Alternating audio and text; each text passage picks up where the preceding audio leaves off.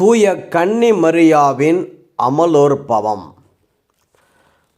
பாரதியின் காலத்தில் குள்ளசாமி என்றதொரு சித்தர் வாழ்ந்து வந்தார். பாரதிக்கு அவர் மேல் எப்போதும் மிகுந்த மதிப்பும் மரியாதையும் இருந்தது. காரணம், மக்கள் செய்யக்கூடிய தவற்றை அவர் நேருக்கு நேர் சுட்டி காட்டி விடுவார். ஒரு நாள் குள்ளசாமி என்ற அந்த சித்தர் பழைய கந்தைகள் குப்பைகள் அடங்கிய ஒரு பொதி மூட்டையை முதுகில் சுமந்து வந்தார். அவரை பார்த்த பாரதிக்கு ஒரே ஆச்சரியமாக போய்விட்டது. நாம் வெகுவாக மதிக்கக்கூடிய இந்த மனிதர் இப்படி பிச்சைக்காரரை போன்று குப்பையை சுமந்து வருகிறாரே என்று உள்ளுக்குள்ளே ஒரு விதமான நெருடலை உணர்ந்தார். வேகமாக சென்ற பாரதி சித்தரிடம் எதற்காக இப்படி பழைய கந்தையையும் குப்பையையும் சுமந்து வருகிறீர்கள் என்று கேட்டார். அதற்கு அவர், நானோ வெளியில்தான் அழுக்கை சுமந்து அலைகிறேன், ஆனால் மக்களோ உள்ளுக்குள் அழுக்கையும் குப்பையையும் சுமந்து திரிகிறார்கள் என்று எல்லாவற்றையும் போட்டு உடைத்தார். புறத்தே நான் சுமக்கிறேன், அகத்தினுள்ளே இன்னொரு பழங்குப்பையை சுமக்கிறாய் நீ என்று இதனை பாரதி தன்னுடைய கவிதையிலே எழுதுகிறார். சித்தர் பாரதியை பார்த்து சொன்ன வார்த்தைகள் நமக்கு பொருந்தும். வெளிப்புறத்திலே ஆடம்பரமாக அழகாக காட்சியளிக்கும் நாம் உட்புறத்தில் பாவக்கரை படிந்த வாழ்வு வாழ்கின்றோம். இத்தகைய ஒரு பின்னணியில் இன்று நாம் கொண்டாடும் கருவிலே பாவக்கரையில்லாது பிறந்த மரியன்னையின் விழாவை கொண்டாடுவது மிக பொருத்தமாக இருக்கும். இன்று திருச்சபையானது மரியாளின் அமல உற்பவ பெருவிழா கொண்டாடுகிறது. மரியாள் கருவில் உதிக்கும் போதே பாவக்கரை இல்லாமல் பிறந்தார் என்பதே இவ்விழாவின் சாராம்சமாக இருக்கிறது. இவ்விழா கீழை திருச்சபையில் 7ஆம் நூற்றாண்டிலிருந்தும் மேலை திருச்சபையில் 9ஆம் நூற்றாண்டிலிருந்தும் கொண்டாடப்பட்டு வருகிறது. 13ஆம் நூற்றாண்டில் வாழ்ந்த காண்டர்பரி என்பவர் அமல உற்பவம் என்ற தலைப்பிலே ஒரு புத்தகத்தை எழுதினார். இப்புத்தகத்தில் அவர் மரியாள் கருவில் தோன்றும்போது பாவக்கரையில்லாது ஜென்ம பாவமில்லாது உதித்தார் என்று எழுதியிருந்தார். இதை எதிர்த்து இறையியலாளர்களின் இளவரசர் என்று அழைக்கப்படக்கூடிய தாமஸ் அக்குவினாஸ் மரியாள் பாவக்கரை இல்லாமல் தோன்றினாள் என்று சொன்னால் கடவுளது மீட்பின் பயன் மரியாளிடத்தில் செயல்படாது போய்விடுமே என்று விவாதம் செய்தார்.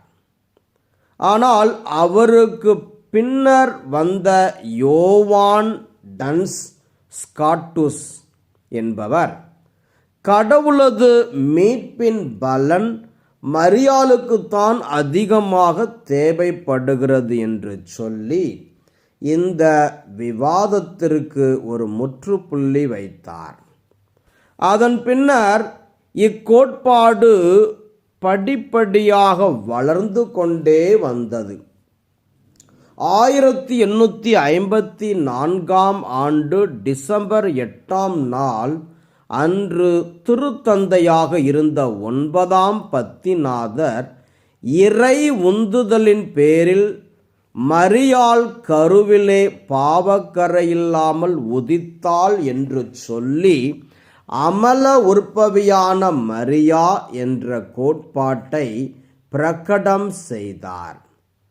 இதற்கு முத்தாய்ப்பாக 1858ஆம் ஆண்டு மார்ச் 25ஆம் தேதி லூர்து நகரிலே பெர்னதெத்து என்ற சிறுமிக்கு காட்சி தந்த மரியா நாமே அமல உற்பவம் என்று இக்கோட்பாட்டை உறுதி செய்தார்.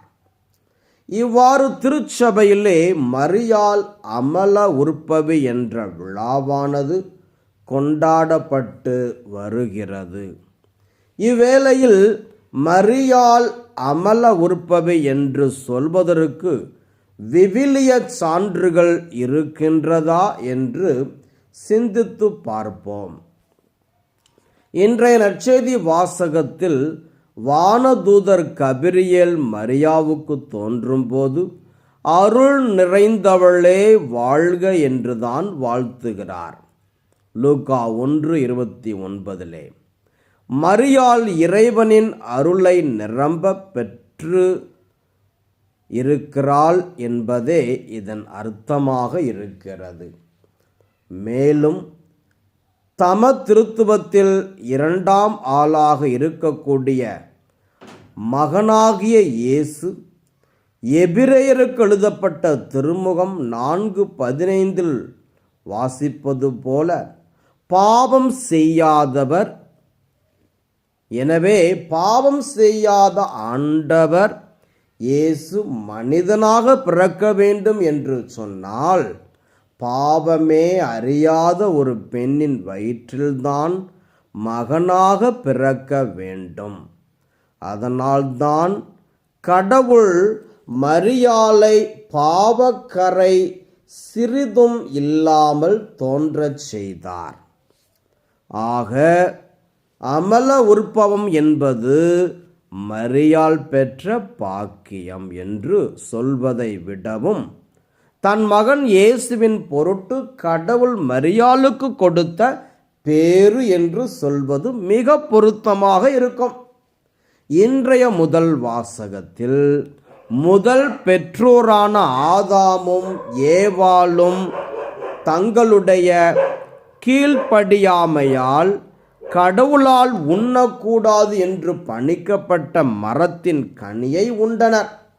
அதனால் பாவத்தை வருவித்து கொண்டனர். ஆனால் மரியாளோ தன்னுடைய பாவக்கரையற்ற வாழ்வால் கீழ்ப்படிதனால் தன்னுடைய மகன் இயேசுவின் வழியாக பாவத்தை வெற்றி கொள்கிறார்.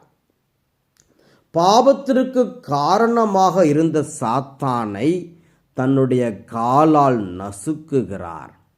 நாமும் கூட இன்றைய 2ஆம் வாசகத்தில் கேட்பது போல தூயோராக மாசற்றவராக நடக்கும்போது பாவத்தை வெற்றி கொள்ளலாம் என்பதே இங்கே உணர்த்தப்படும் செய்தியாக இருக்கிறது.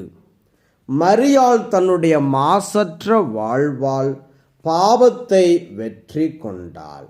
நாமும் மாசற்ற வாழ்வு வாழ்ந்தோம் என்றால் நம்மாலும் பாவத்தை வெற்றி கொள்ள முடியும் என்பதை ஆழமாக சிந்தித்து பார்க்க வேண்டும். ஆனால் இன்றைக்கு நம்மால் தூய மாசற்ற வாழ்க்கை வாழ முடிகிறதா என்று சிந்தித்து பார்க்கும்போது அது மிக பெரிய கேள்விக்குறியாக இருக்கிறது.